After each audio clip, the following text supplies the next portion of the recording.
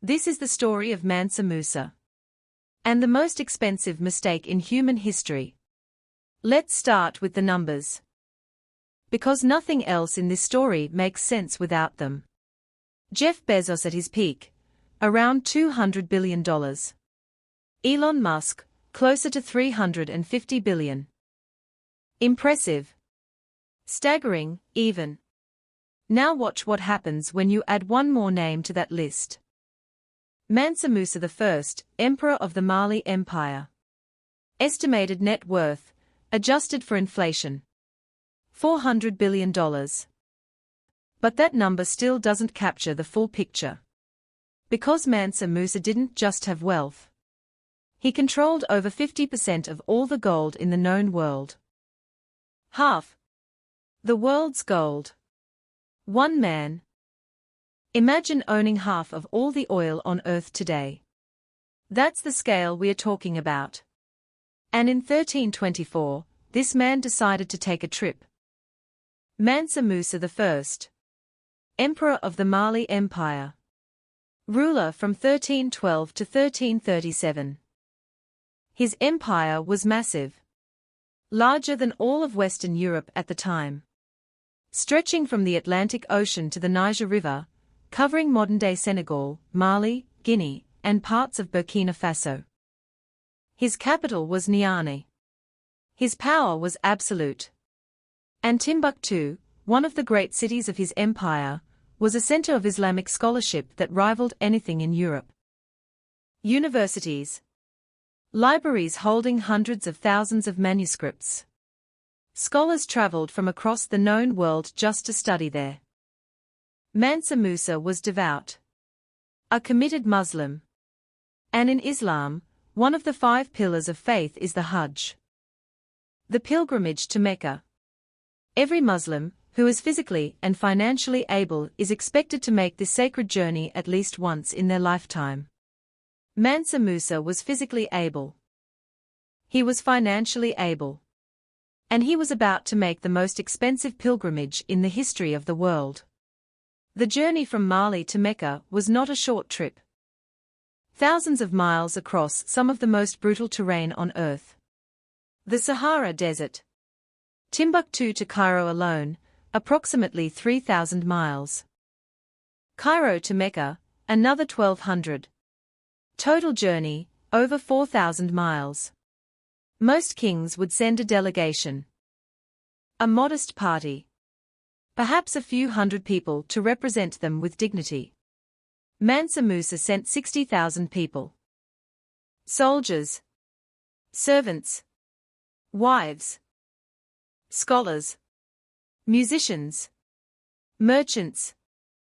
A moving city stretching across the desert. But the people aren't what made this pilgrimage legendary. It was what they carried. 80 camels. Each one carrying 300 pounds of gold dust. Do the math. 80 camels times 300 pounds equals 24,000 pounds of gold. 12 tons. To put that in perspective, some entire nations today hold less gold in their central banks than Mansa Musa carried on his camels.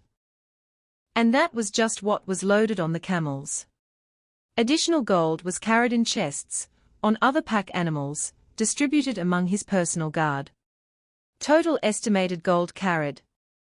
Potentially 60 tons or more. 60,000 people. 12 tons of gold on camels alone. Months of supplies. Musicians playing as they marched across the sand. The richest man on earth was about to walk into the global economy.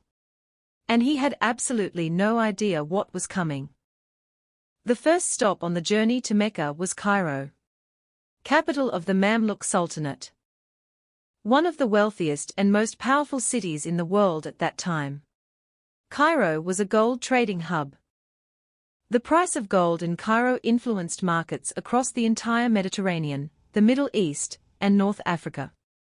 When Mansa Musa arrived, he didn't slip in quietly. He arrived like a vision from another world. Dressed in golden robes.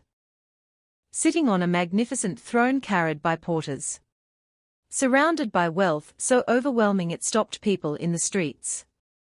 Cairo had never seen anything like it. And Mansa Musa, being an incredibly generous and devout man, did what felt natural to him. He gave it away. Gold to the Sultan of Egypt. A massive diplomatic gift. Gold to merchants along the route.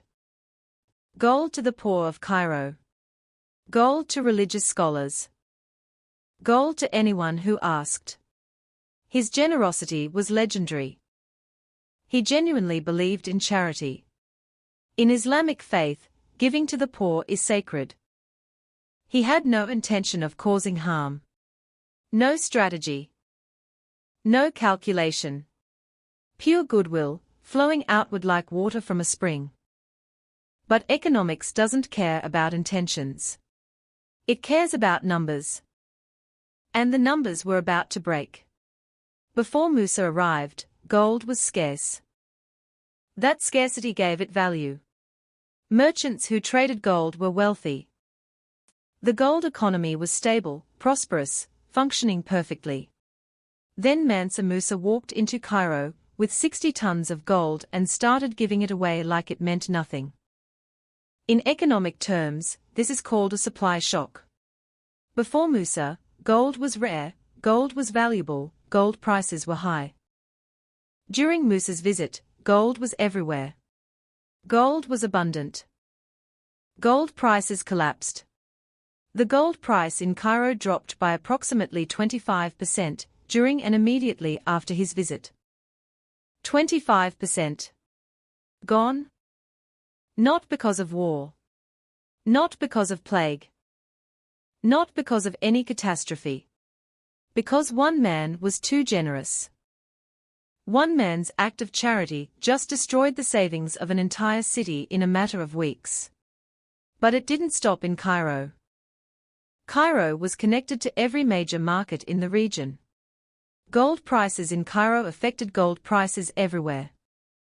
The cascade spread like fire through dry grass. Cairo to Medina. Medina to Mecca. Mecca to Alexandria.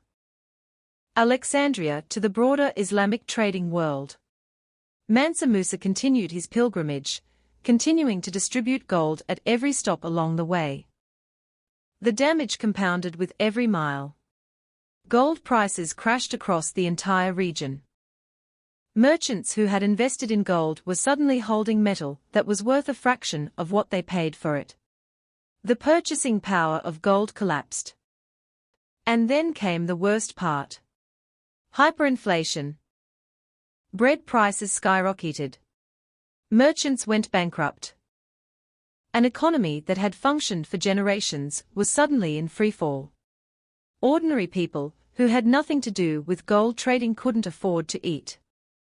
And the cruelest irony of all, the very poor that Mansa Musa had given gold to help, they suffered the most. Let's put the damage in real perspective.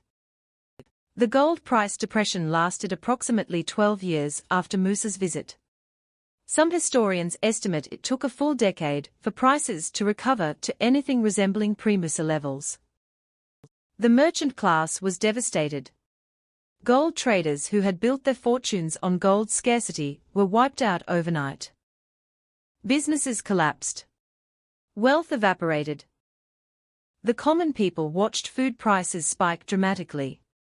The regions affected stretched across Egypt, the Hejaz in Saudi Arabia, the Levant, parts of North Africa, and trade networks extending deep into southern Europe. One man. One trip. One economic catastrophe spanning an entire civilization.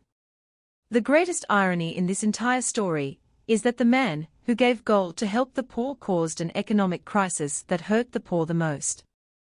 Here is where the story gets genuinely fascinating. Mansa Musa was not a fool. He was educated, intelligent, politically sophisticated. A ruler who had governed one of the most powerful empires on earth. And on his return journey, he began to understand exactly what he had done. His advisors presented him with the reports. The scale of gold he had distributed. The market crash spreading across Cairo. The inflation reports. The bankruptcies. The suffering. Too much gold in circulation. Gold prices had collapsed. The economy was destabilizing. His generosity had become a weapon pointed at the people he loved. And Mansa Musa, in one of the most remarkable economic decisions in pre-modern history, decided to try and fix it. To remove the excess gold from circulation, he did something extraordinary. He borrowed it back. From the merchants of Cairo and Egypt, Mansa Musa borrowed gold at high interest rates. Think about what that means, step by step. He had flooded the market with gold during his pilgrimage. Gold prices crashed and destroyed the economy. On his return, he borrowed gold from Egyptian merchants at high interest rates. This pulled gold back out of public circulation. Gold became scarce again. And gold prices began to recover. Think about what just happened in that sequence. A 14th-century African emperor just performed what we would today call monetary tightening. Modern central banks do the exact same thing. The Federal Reserve raises interest rates to remove money from circulation and control inflation. Mansa Musa, in 1324, borrowed gold back at high interest rates to remove it from circulation and control inflation. Same mechanism. Same logic. Same goal. 700 years before the Federal Reserve even existed. This is arguably the first recorded instance in history of a sovereign deliberately intervening in currency markets to stabilize an economy. Before the Bank of England. Before Wall Street. Before any of the financial infrastructure we take for granted today. An African emperor performed the first recorded monetary tightening intervention in history. Did it work? Partially. It slowed the damage. But the wounds were too deep. Gold prices remained depressed for years. Some damage cannot be undone quickly. 700 years later, what does Mansa Musa's story actually teach us? The first lesson is that money is not wealth. Control is wealth. Mansa Musa didn't run out of gold. He ran out of scarcity. The moment gold was everywhere, it was worth less. Having money means nothing if the system that gives it value collapses. The second lesson is that generosity without economic understanding is dangerous. He meant to help. He helped destroy. Intention doesn't change outcome. We see this today in aid programs that destabilize local economies, in food donations that crush local agriculture. Good hearts don't protect against economic reality. The third lesson is that one actor can break a global system. We assume global economies are too complex for one person to influence meaningfully. Mansa Musa proved otherwise in 1324. A single decision by a single man reshaped markets across an entire civilization. And the fourth lesson, perhaps the most important, is that the first economic intervention came from Africa. Not from Europe. Not from any civilization the modern world typically credits with financial innovation. From an African emperor, who understood what he had done and tried to correct it. Mansa Musa didn't set out to crash the world economy. He set out to honor his faith. To worship God. To be generous to the people he believed God told him to help. And he did all of those things. Beautifully. Magnificently. With a scale and sincerity that no ruler before or since has matched. But he also accidentally crashed gold prices for 12 years. Triggered hyperinflation across the Islamic world. Bankrupted merchants who had trusted in gold for generations. Hurt the very poor he was trying to help.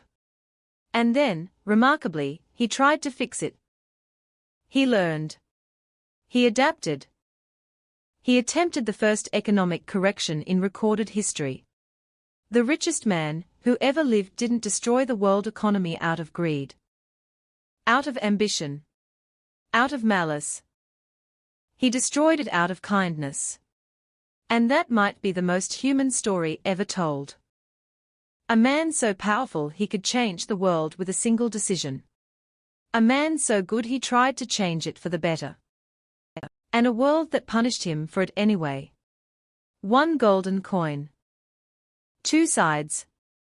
Generosity on one. Economic collapse on the other. That was Mansa Musa. The richest man who ever lived. The king who crashed the global economy with a gift. Two sides. Generosity on one. Economic collapse on the other. That was Mansa Musa. The richest man who ever lived. The king who crashed the global economy with a gift. The richest man who ever lived. The king who crashed the global economy with a gift.